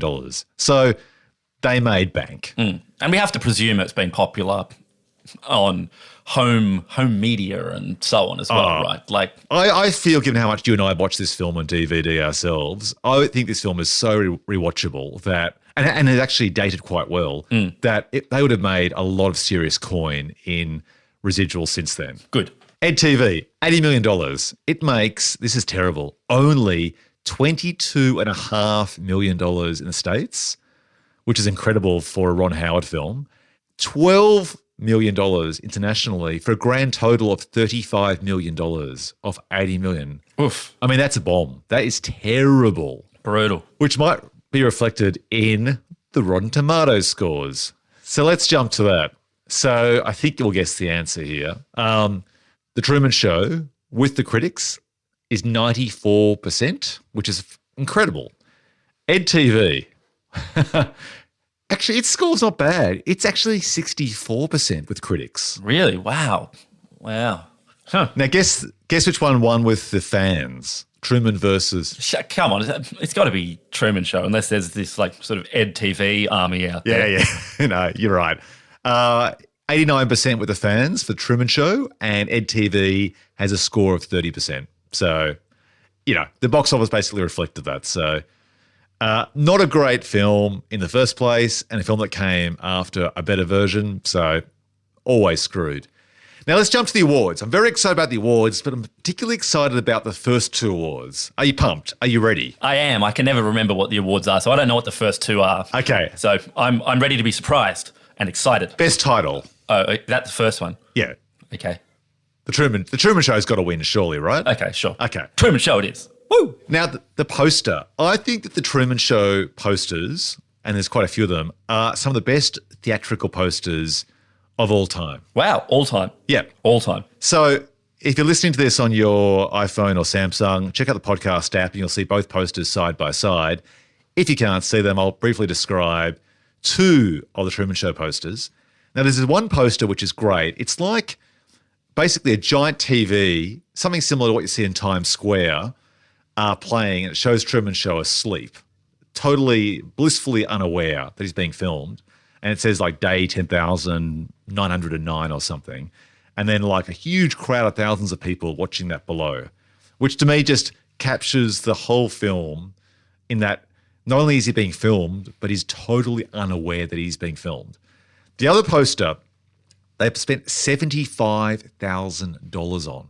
And it's this mosaic where, I'm not sure what you call the effect, Gabe, but basically it's lots of little pictures, in this case, lots of little pictures of Truman, but put together, if you stand back, you see like a larger portrait of him. And I remember at the movies, like sitting in the foyer and just how cool that poster was, because you'd appreciate it from far away, but when you step up close to it in a cinema foyer and just work through each of those images, it's just mesmerizing. Like, to me, it's a really cool design. And it reflects a story, right? Yeah. Millions of snapshots of his life that put together a portrait of this character. I mean, I just think they're fantastic posters. In fact, I remember at the time, you don't often read about, key art for movies as their own separate thing. I remember reading articles about the poster, about that mosaic poster. Yeah, that says a lot, though, how influential it must have been, right? Because it was cool in its own right, but it was totally appropriate for this particular film. Now, in sharp contrast, why don't I throw you the opportunity to describe the posters for EDtv? Well, maybe I had mistaken that moment from the trailer as just remembering the poster, but the poster for EDtv is just McConaughey looking surprised as he scratches his nuts and a camera points at his head. Which is kind of interesting because it shows, juxtaposed with the Truman one, here he's alert, he's awake, that he is being filmed. Like, very similar ideas, right? One guy's asleep, unaware. One guy wakes up and has this mic dangling in his forehead and someone leaning over his groin, shooting a camera right into his face. And the other poster is terrible. Why don't you describe that one? Wait, there's another one? Oh, you mean the just the floating heads where like McConaughey is hugging Elfman and Elizabeth Hurley is back to back with him, and then Woody Harrelson's sort of just been photoshopped over to the side like smiling. Yeah. Like that sort of terrible, awful, isn't it? Yeah, awful. I think we know the winner here. It's The Truman Show. Yeah. When you create an iconic piece of key art, that surely beats some shitty floating heads. Yeah, that was an easy win. I always say it's the easiest win in any podcast episode. It was a slam down. Okay. Wow. Let's jump to the Bill Fleck Big Break Award, named after Billy Bob and Ben Affleck. So like them, who jumped from indie films into the Hollywood big time and got their break in these twin movies? Now, starting with The Truman Show. I know this isn't the award, but we touched on it before, but this is almost an inverse version of that, where an actor was getting, $20 million paychecks for incredibly broad, wacky comedies, parlaying that into something more dramatic. It's almost like, the reverse award. Interesting. Because I was going to put down Paul Giamatti as the control room director, where, he doesn't even have a name in this film, but this was one of the first times I sort of saw him jump from indie movies to the mainstream. But also I had Natasha McElhone. Is that how you pronounce her surname? Natasha, she's Irish, so it's probably got some sort of lilt to it, but sure. Yeah. Is she actually Irish? I thought she put on an Irish accent in Ronin. Oh, maybe that's why I think she's Irish. Anyway, she goes on to have a big career in that TV series Californication, and she also was in that film Ronin. But I hadn't seen her before, and she's really good in this movie. So I had those two, Paul Giamatti and Natasha. And then EDtv, the best I could put forward was Jenna Elfman playing Shari, who had been in Dharma and Greg, but this was her big break in terms of movies. What do you think? The same was probably true for Ellen DeGeneres, wasn't it? She'd probably been in Ellen, and now she's, popping up in movies. So really it's got to be Paul Giamatti, doesn't it? Well, from EDtv, maybe you could say Adam Goldberg? Yeah, I suppose so. Yeah, okay. I've got him down for award coming up, but here's a contender. So if it goes down to Natasha versus Paul versus Adam. Just give it to Natasha. All right, Natasha wins it. All right, moving ahead. The Before They Were Famous award, or can also be Blink and You'll Miss Them. So for Truman Show, I had Peter Krause, he of 6 Feet Under, playing the character of Lawrence. Yeah. How about you? He's like his co-worker, right? Yeah. Yeah. I think that's a good one for the Truman Show. No one else sort of jumps out or comes to mind. EDtv. Harry Shearer? No, Harry Shearer had done 242 episodes of The Simpsons by then. Also, fucking Spinal Tap, man. Well, it can also be the Blink and You'll Miss Them award as well. So, okay. Well, true. If you want to do the Blink and You Miss Them, it's Bill Maher, Jay Leno, Ariana Huffington, Michael Moore, RuPaul. Yeah, totally. Yeah, give it to the combined bunch of people playing themselves in EDtv. Okay, this will be the only award that's a good award for EDtv to win. Okay, let's go on to the Tommy Lee Jones Show Stealer Award, named after the iconic show stealing performance by Tommy Lee in The Fugitive. Who stole the show despite being in a small or poorly written role? Okay, I've been waiting all week for this. Oh, have you? Yep. Okay. This guy is my guy. I love this guy. Okay. I know who you're going to say as well. It's Noah Emmerich. How good is he? He plays the best friend Marlon. Yeah, he's amazing.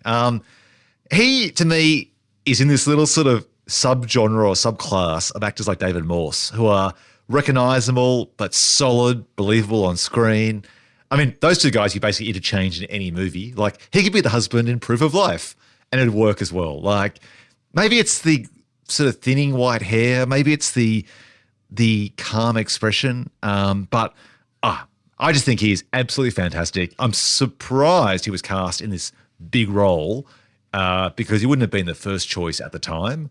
I'm assuming that Peter Weir just said, you know what, he's the best guy for this role. And I would imagine there would have been studio pushback, but I think it's great. So he's my nominee for the Tommy Lee Jones Show Stealer Award. I mean, it may well be that he was cast because he didn't have a huge profile and, maybe they just auditioned him. But, that sequence with him and Truman on the bridge, I mean, he kills it in that. Oh, the way he lies to the audience and to Truman, which you find out as they cut to him being fed lines, where it's like acting on acting, right?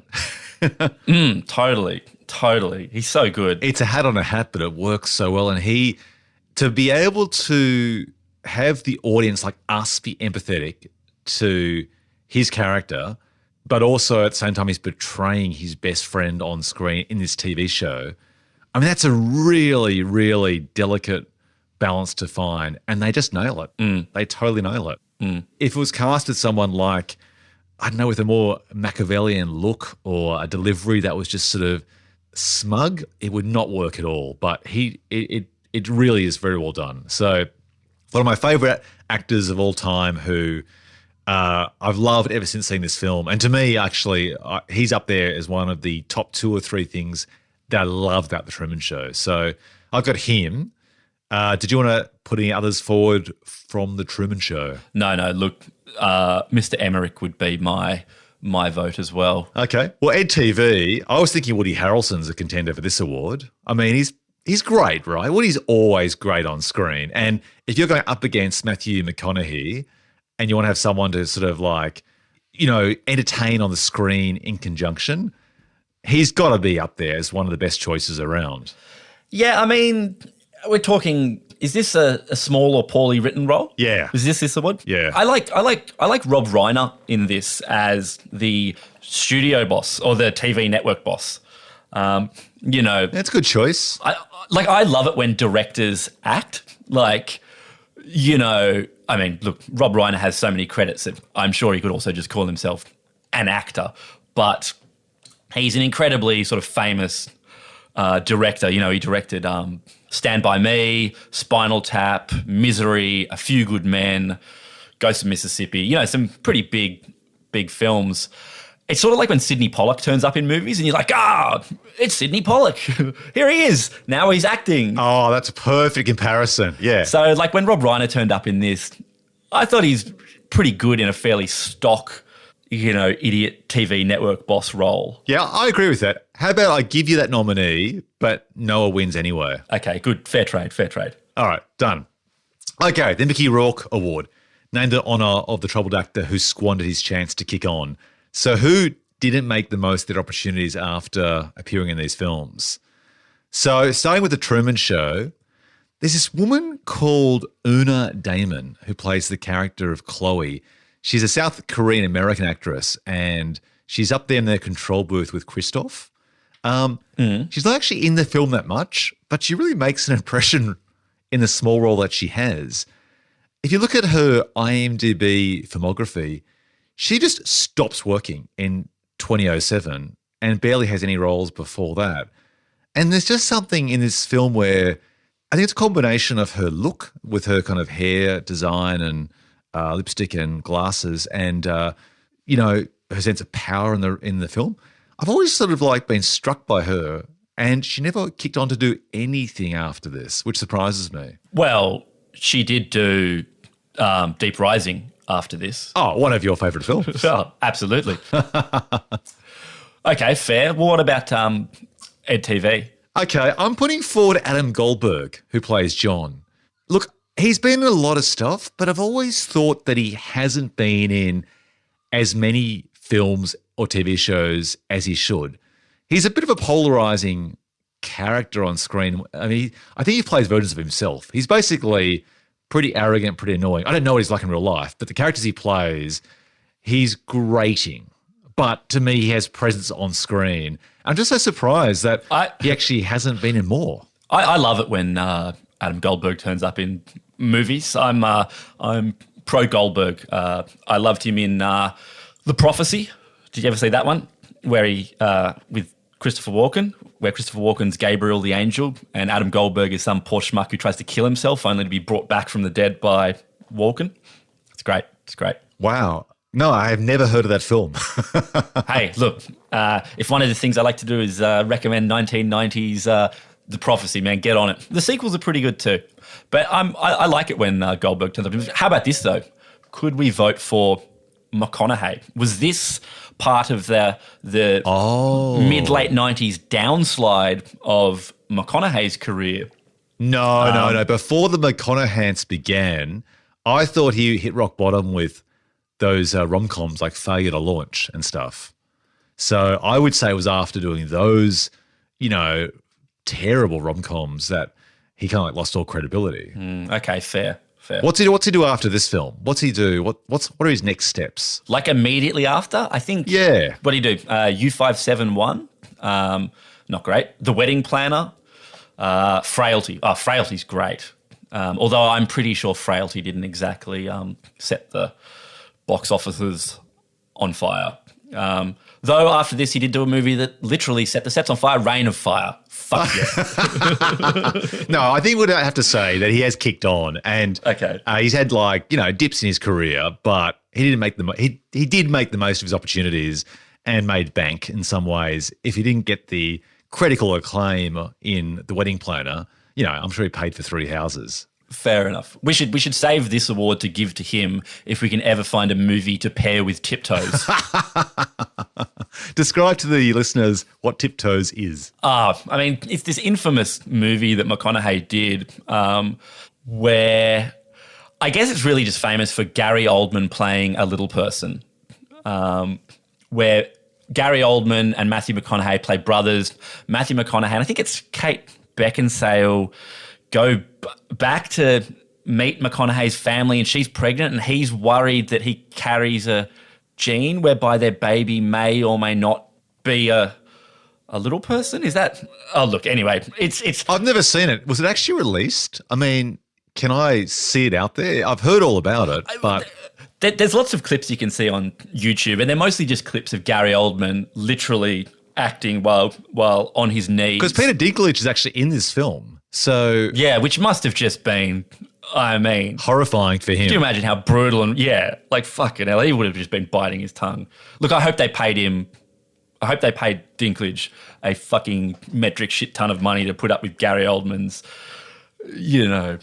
probably bizarro acting. Anyway, if we can find one, as soon as we finish this podcast, I'm going to go out and try and find a Tiptoes twin that maybe we could dive into that. I just can't wait for doing that Twin Movies episode. Oh, brutal. I think I'm going to give it to Una or Goldberg. I'm going to give it to Una. Okay. Because although less famous, that's the whole point of the award. So great. It's not an award you want to win, but unfortunately she has.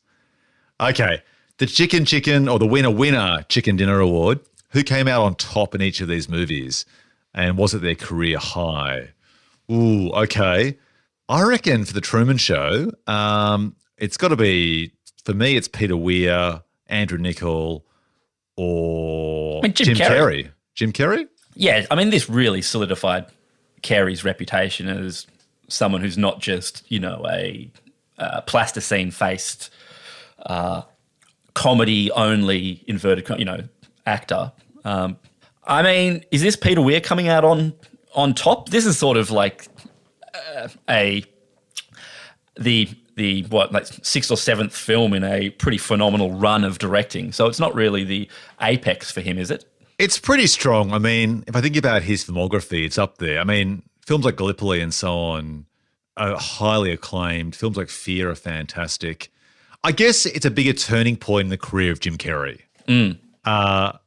After the Truman Show, Peter Weir doesn't really go on to do many more films. He does Master and Commander, great movie. Brilliant. But he starts kind of going downhill a bit. Well, he only did one after Master and Commander, which was The Way Back, which is fairly forgettable. Arguably his weakest. I mean, it's not bad, but his weakest film, which just speaks to his filmography, I suppose. That there's not a huge amount of movies in it, but they're all pretty damn good. I mean, this is the guy that made that expression, Captain O' Captain, famous. That made Robin Williams a serious actor. In fact, that's the key bit. I didn't even think about this till right now, but this guy has taken two comic legends and made them famous and I think Oscar nominated for dramatic performances. That's a hell of a skill as a director. So, look, let's put down Jim Carrey for this one, shall we, as a nominee? Yeah, look, I think it's Jimbo. How about EDtv? Did anyone who came out on top and was it their career high? Oh, that's rough.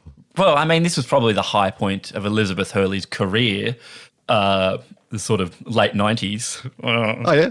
Yeah. She was capitalising off, that famous dress and post breaking up with Hugh Grant. So, yeah, I guess so. It's an award you don't want to win. I guess at the end of the day, though, we have to hand it to Jim Carrey. Give it to Jim. All right. It's no Oscar Jim Carrey, but it's an award you should definitely put on your shelf. I don't know if his real name is James, but he should have started crediting himself as James on the serious ones. Oh, nice. I like that. And growing a beard as well, like Robin Williams. James Carrey. Like every serious dramatic performance. Exactly. All right. This one here, I think we both know the winner and the nominee for The Truman Show. Best Dialogue Award. Favourite quote? Oh, surely you're going to go for good afternoon, good evening and good night? Yeah, except do it correctly. Isn't it? Well, okay, what? Isn't it good morning? And in case I don't see you, good afternoon, good evening, and good night. Yeah. Oh, well, there you go. Okay. So that's got to win. But just to be fair, let's just have a look at EDtv. Now, I'm going to get to this guy. A guy who's got a famous brother that directs movies. The most memorable thing about EDtv, which I think I saw in the trailer, was the line where the character of Ken, played by, what's Ron Howard's brother's name? Clint Howard. I love him. I love him so much. Clint. He's the guy who has quite an unusual look, who works in the control van. He's like the vision switcher, isn't he? Yeah. It's the part where he goes, they're trying to give every character some sort of backstory. And his backstory is that he had plugs. It's great. Because he's balding. He has this fantastic mop, this hair that's clearly stitched onto his scalp. And this is in the era where I guess hair transplants weren't as sophisticated.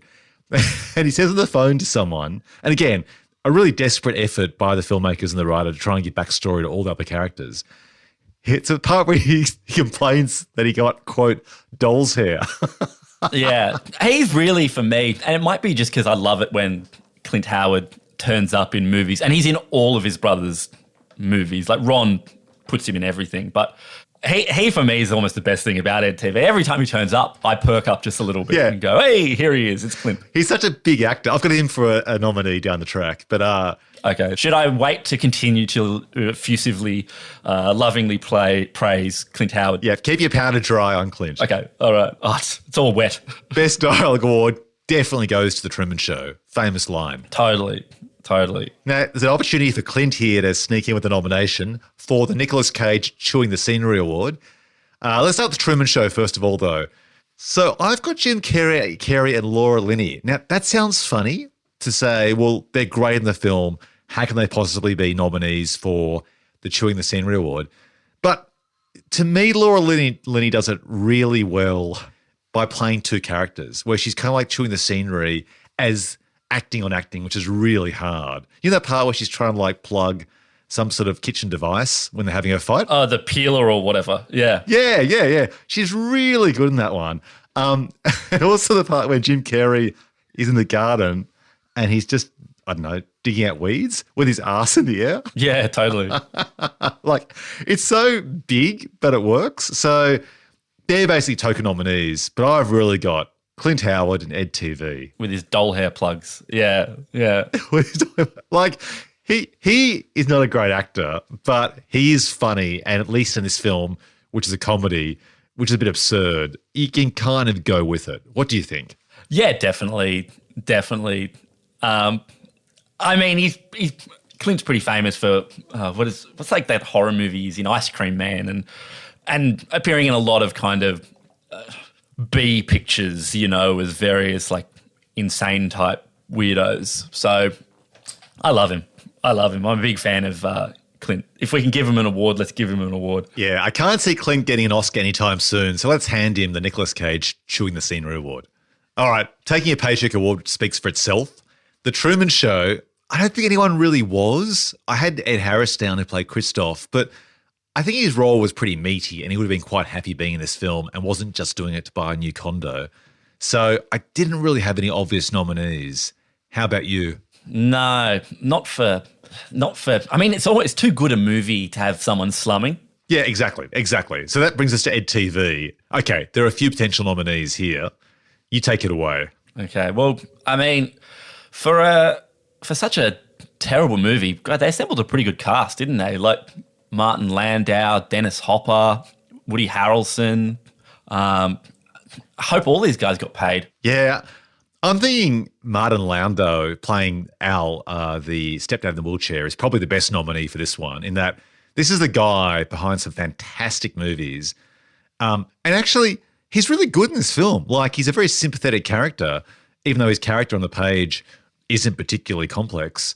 So I put him down. Yeah, okay. Well, let's give it to Mr. Landau. All right, Mr. Landau. Look, I know you've been in better films like Crimes and Misdemeanors and North by Northwest. Yes, but this is the award you really want, the Taking a Paycheck Award. That's right. The Stephen Tobolowsky Award, named after the guy who played Ned Ryerson from Groundhog Day.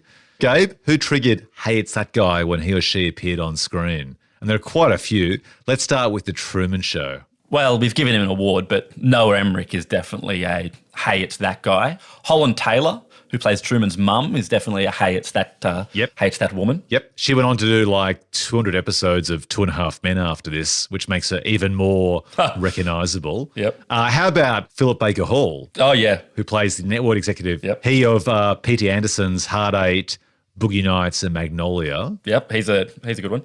I've got an obscure choice, though, for you. Okay. I mentioned a few times before the line at the end where the guy says, hey, what else is on? Mm. He's the parking attendant with the blonde crew cut who's a bit overweight. Yeah. Or the garage attendant, Joel McKinnon Miller. Scully from Brooklyn Nine-Nine. Yeah, which I've never seen. But he's been in a lot, like 200 episodes of TV and movies and so on. That's 3 nominees. Yeah, he's one of those actors, actually, where I bet if you looked at his IMDb, his characters would all be named things like man or cop, Yeah, totally. So I actually went searching through his 200 credits on IMDb because I thought, hang on, is he that same overweight kid with the blonde crew cut who's the brother in the family in Home Alone? Macaulay Culkin's brother. No. How much do you think he aged? Fuck. Well, I just lost track of time. There was like I thought he was the bully brother. 2 additional decades in there that they just snuck in between 1991 and 1999. Fuck. Oh, okay. Wow. And then also EDtv, I had Clint Howard down again because, again, he's been in so much. So, look, that's 4 strong nominees: Holland Taylor, Philip Baker Hall, Joel McKinnon Miller, and Clint Howard. Who's going to take it home? Harry Shearer. Harry Shearer's barely in it. Yeah, but he's still like, hey, look, it's Harry Shearer. Oh, he's gone again. No, I'm giving it to Philip Baker Hall. Okay, give it to, look, I love Philip Baker Hall, so give it to Phil. Oh, done. All right. The Delroy Lindo Award for great actors who aren't cast often enough. Let's start with The Truman Show. Well, I've mentioned Noah Emmerich. Mm-hmm. I've got Laura Linney down here. I love anything that Laura Linney's in, and I see her in Ozark, and I go, I'm all in. I'm all in for Laura Linney. Yeah, she's great, isn't she? I liked her particularly in the sort of mid to late 90s through to the mid-2000s phase, where she would always play lawyers who would sit in lawyer bars and smoke cigarettes. Yeah, totally. She was always believable on screen and had a combination of vulnerability, but also just really sharp intelligence behind her eyes. Totally. Like high status. Yeah, exactly. How about EDtv? Ugh, not cast enough. Martin Landau? Yeah, but he's won an Oscar. I don't know. I mean, it's not like Clint Howard. Put Clint Howard in mainstream movies, you cowards. Don't just rely on Ron to do it. As a leading man. Yeah. Yeah, I don't know. Let's give it to Laura. Okay. It's Noah versus Laura. Okay. Who do you want? Well, Laura Linney has had an incredibly huge and successful career as you're right. the lead actress in movies. So let's like in any movie where Noah Emmerich turns up, we'll give him the awards on this podcast. Done. All right. The Memphis Reigns Award, inspired by the absurdly named character played by Nick Cage from Gone in 60 Seconds. Who steals the cake for the most ludicrous name? I couldn't find any. What? But I guess you'd have to say Truman Burbank. I mean, in The Truman Show? Truman Burbank is a pretty silly name, isn't it? Yeah, that's the only one. I think we're done and dusted, aren't we? Yeah. Everyone else is pretty ordinary, plain Jane names. So Truman takes it. All right. The Memento Award, named for moments you completely forgot about until you rewatch these movies. Start with The Truman Show, Gabe.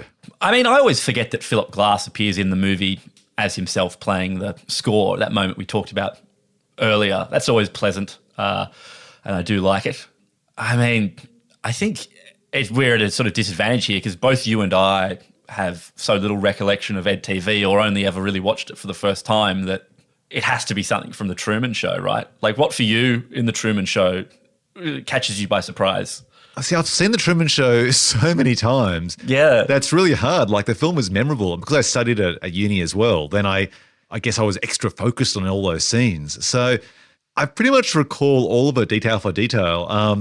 There's not much. I guess that scene, as you say, the part I actually had forgotten that Harry Shearer appears. So I put that. That's it. But otherwise, the film is so tightly produced and every scene is so memorable that most of it sticks in my mind. So look, let's give it the Truman Show. Great. And Philip Glass can toss a coin with I've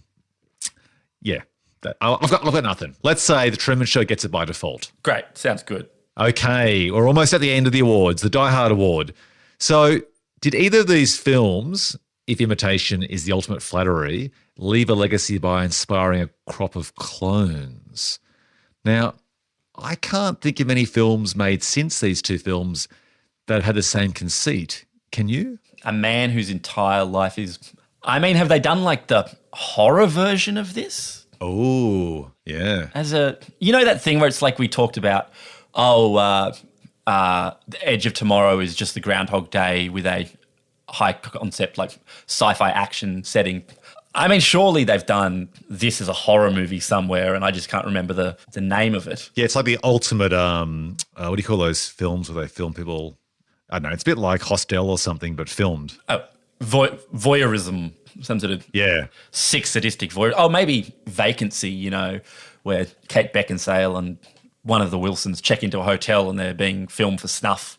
But Manhunt, the video game, a guy is wandering around being filmed as he murders people. I guess we just have to say that I wouldn't say that these films inspired reality TV, but their legacy is social media influencers and reality TV. Like these films were ahead of the curve, predicting the hunger for ordinary people to become famous. I mean, they were, but like Network, I guess, in 76 or whatever, was basically doing something similar in that they were trying to put, onto TV, not 24 hours a day, but various shocking real-life things. Yeah. Well, I guess the end result is that these films haven't left a legacy, and The Truman Show, I guess, its legacy is that it's a really original version that no one's done better since. Totally. All right. Now, it's time for the Milking the Speed Cow Dry Award. It sounds dodgy, but it's worth it. So, Speed 2, it took Speed 1 and made it worse and didn't keep any of the best bits about it. So imagine this. Let's say there's an opportunity, Gabe. Let's say there's an opportunity to make a sequel to The Truman Show EDtv. Now, they're both about an ordinary guy who finds himself filmed 24 hours a day in a a prophetic version of reality TV. So, which film to make a sequel to, and what's our pitch to make it? Well, surely we're not making a sequel to EDtv. Yeah, so EDtv, it has, Matthew McConaughey in a post-McConaughey ants phase in his career. Obviously, he's very popular at the box office, but that film was a turkey in terms of the box office. So I don't think there's a big hunger for that sequel, and we already have Instagram influencers around us now, so we don't need, I don't think, EDtv 2. So The Truman Show. The film is loved, Oscar-nominated, huge box office, great cast. You cast same actors now, and they're as famous, if not more, than they were then 22 years ago. The film ends when Truman opens a door with his famous farewell, closes it and walks away, and we never quite see what happens to his life outside, where now he will be just as famous, but now he knows about it. What do you think? Is that our sequel? Do we pick it up from there?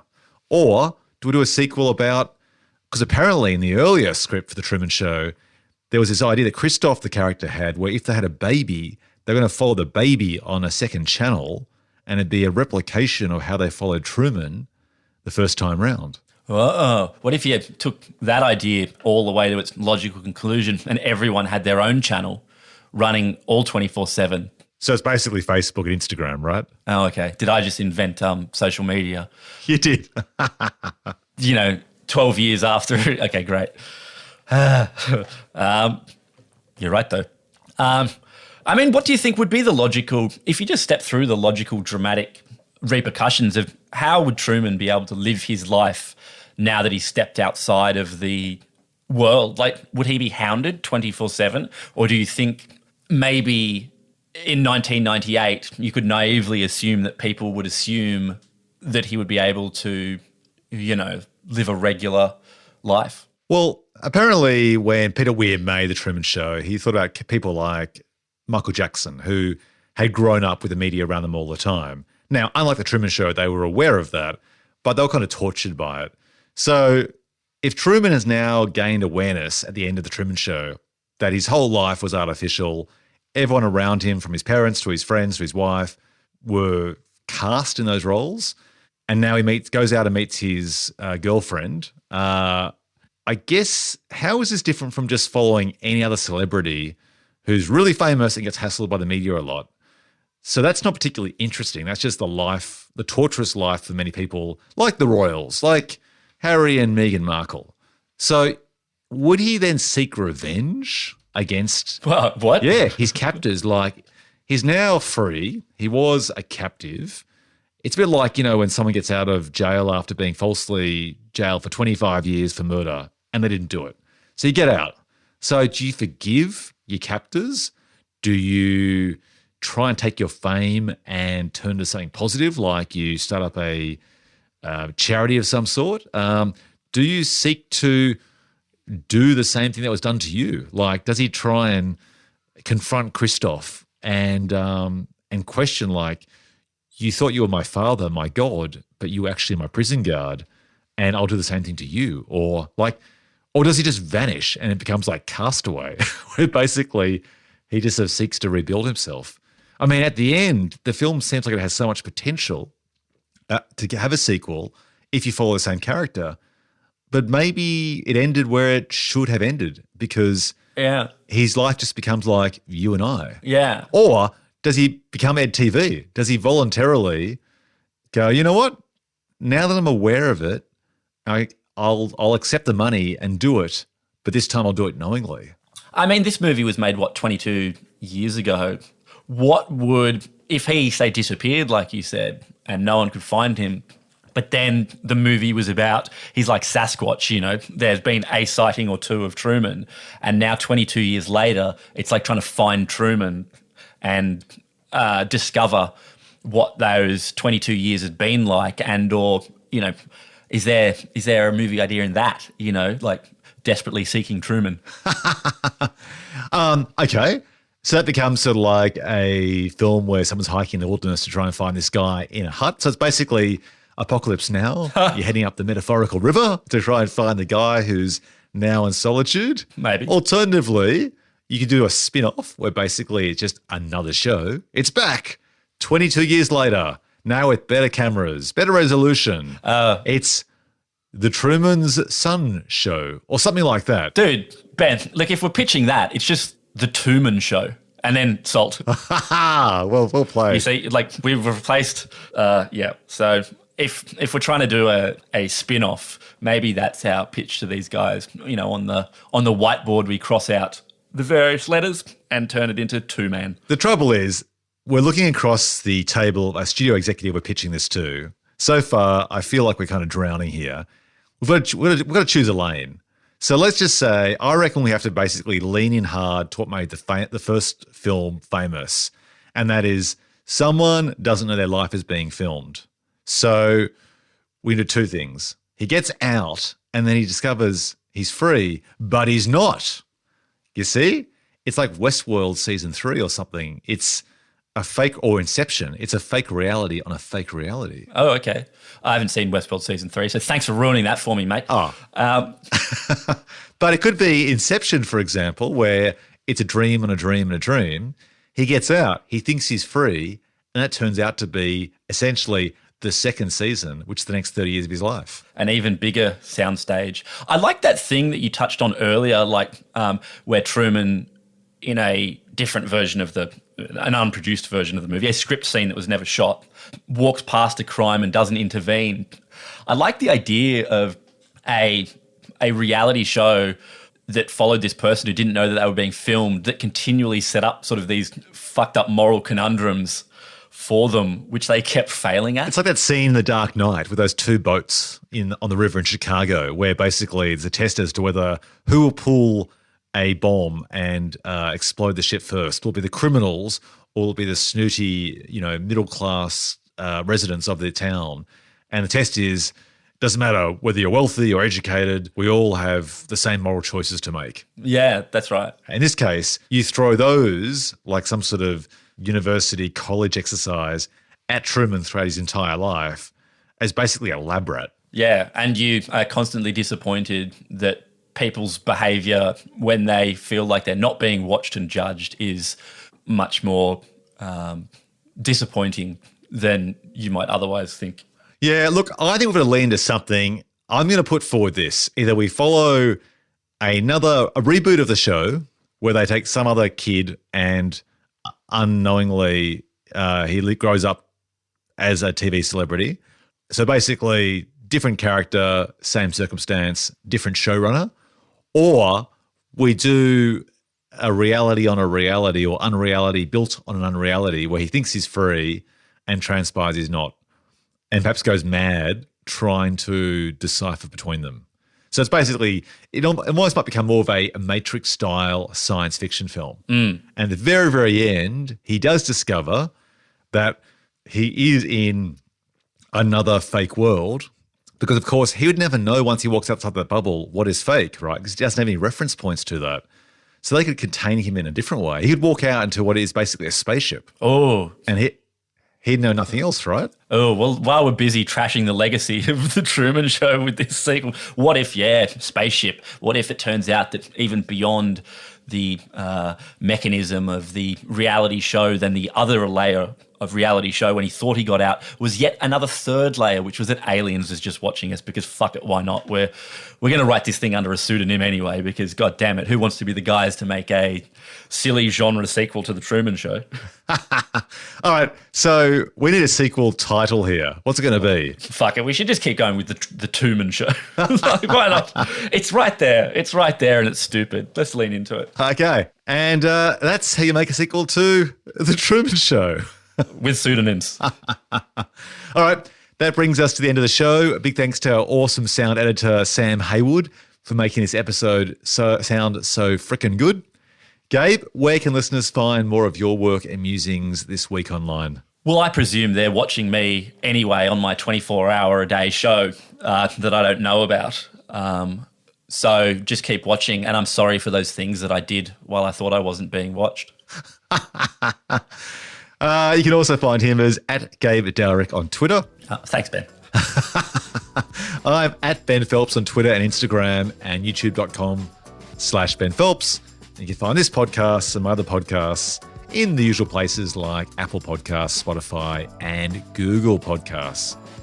Thank you, as always, folks, for listening. Hope you enjoyed the show. If you did, please leave a review online and share the word with your mates. Take care and stay tuned for another Twin Movies battle very soon. See you, Gabe. And Ben, if I don't see you, good afternoon, good evening, and good night.